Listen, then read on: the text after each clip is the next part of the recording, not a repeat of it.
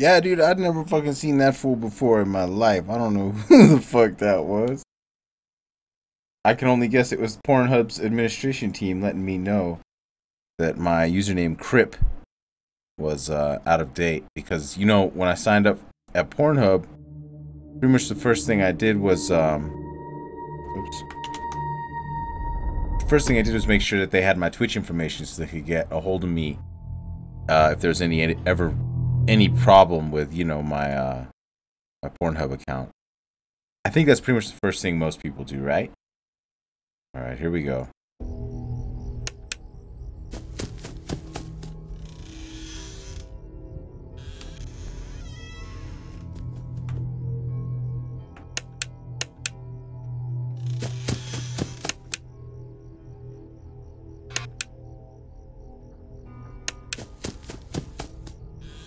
Reported them anyway.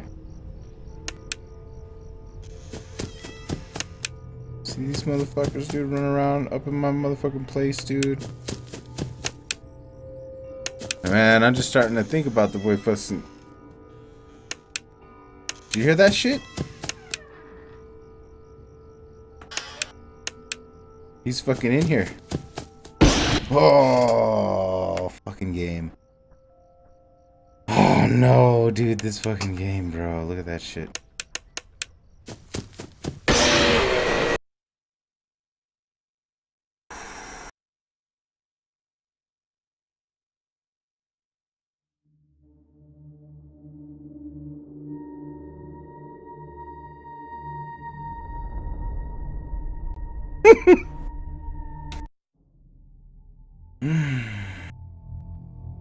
What's up, Domino's? Good to see you, man. How you doing tonight?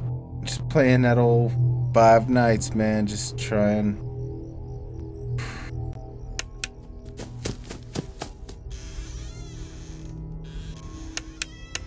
Just trying to get through some shit, Trying not to die or let them come into the room.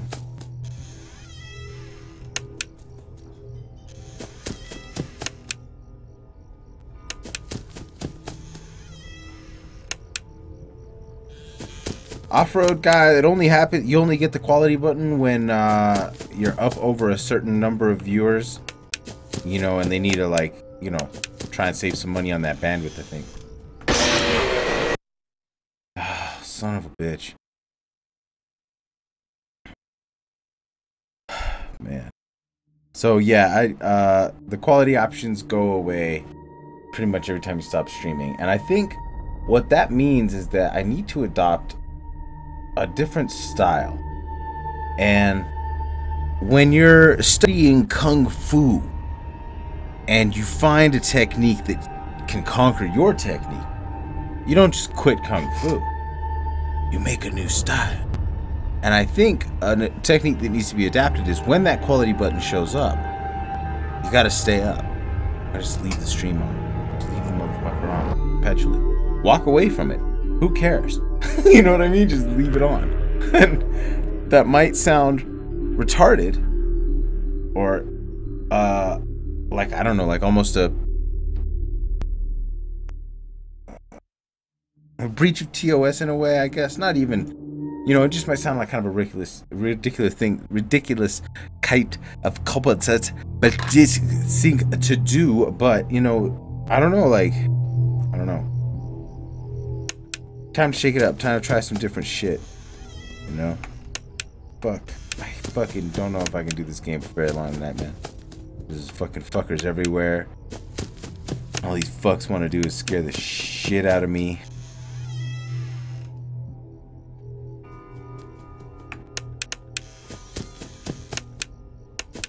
You gotta turn your shit up.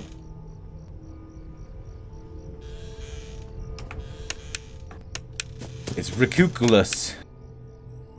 It's ridiculous. Alright, so this is already fraying my nerves. This game is like...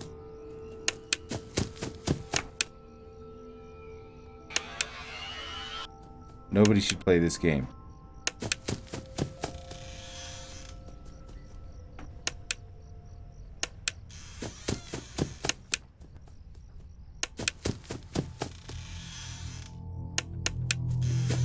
Like, I don't even want to look. I just want to close my eyes.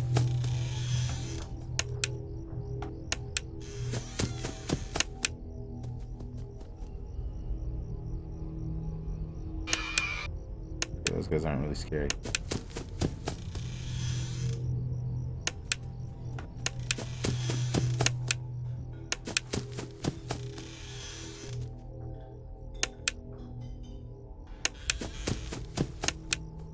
Okay.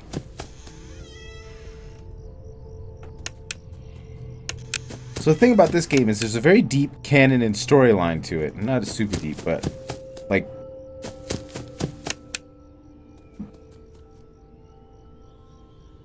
basically spanning a timeline of our life. That motherfucker almost got me there, man. So basically, back in the 80s, you remember all the Chuck E. Cheeses and shit, right? Some animatronics. Somebody spent some fucking cheap money on some animatronics and got some fucking second-rate bullshit, you know what I mean? And that second-rate bullshit ended up... Oh my god, I don't even want to look out there. Fuck, he's got me.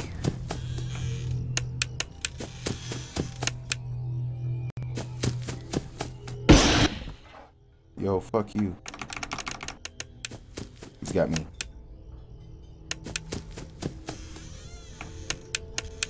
Come on, let one of his other buddies get me. Come on.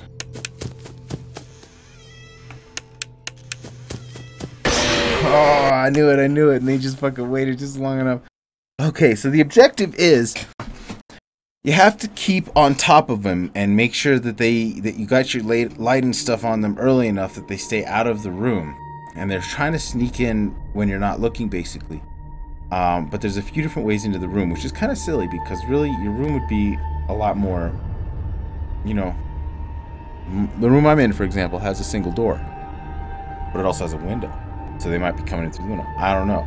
But you got two doors to defend. And the reason it's hard to explain what I'm doing is that it relates to a whole canon. And back in the day, some of those animatronics went, well, first of all, in 83, a kid was abducted from the front of the store after his parents forgot that he was there and killed inside the store.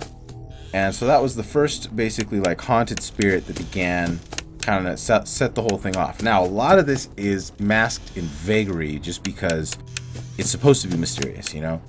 But after that first one, there were a couple of incidents in which predators started lurking around the store. Probably the same predator, a guy that people began to know as the Purple Man. But basically a child predator was hanging out at this fucking place called Freddy Fazbear's and, you know, finding victims. No, I don't want to do that. I want to look at that one. Yeah. Fuck you. He's just sitting there, man. He doesn't even care. You're worst. Whatever. So, anyway, these children's spirits, of which there were two initially who went missing, inhabited some of these animatronics at the Freddy Fazbear's place to get revenge upon the man who had killed them. And first they killed a security guard, a security night guard. And yeah, how do you close them?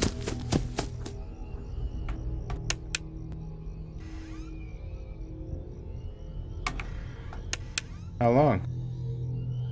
No, I'm screwed. My light's gonna go out any minute. But so anyway, that made I think 4 of them. Then in 1987, one of the inhabited animatronics turned into a little baby Foxy. Oh, that was really cute.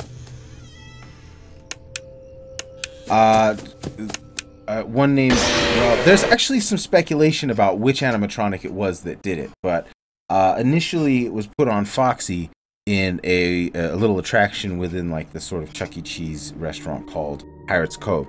And in 1987, Foxy bit a child. And didn't just bite, but straight up got the front of their head and bit off their entire frontal lobe, leaving the child comatose. Thank you, Constant Sorrow. I didn't even know that, and now I do know. And so this comatose child was taken away from the place, and in 3, they really don't. The bite is mentioned in one of the phone calls that you get, and so the theory is in this game.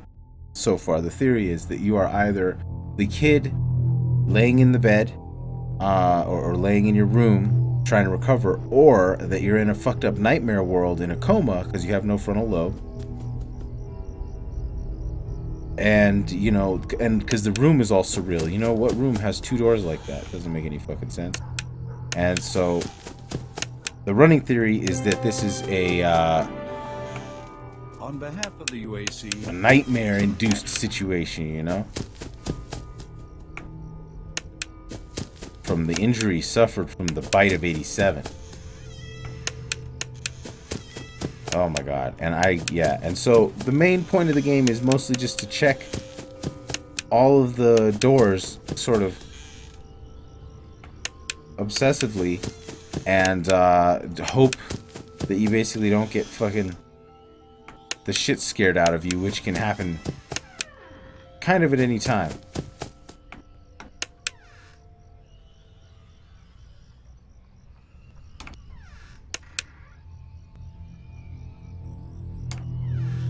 Yay. I like Baby Foxy. Baby Foxy's cute as shit. I thought that was dumb. But yeah, and so it's a game about patterns.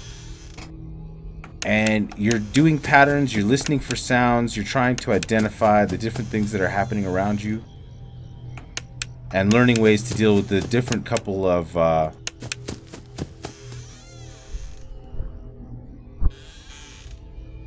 you learn a couple different techniques in order to make sure that you don't end up getting the shit scared out of you, basically. And because when you get the shit scared out of you, that is technically a loss.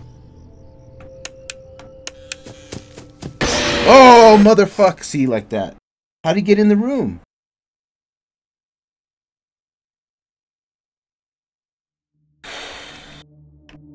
And this is the point. This is the point of the game, is that it fucking fucks you up, man. It freaks you out. What up, Richard Kelly? What's good, man? How are you tonight? And creeping. All right.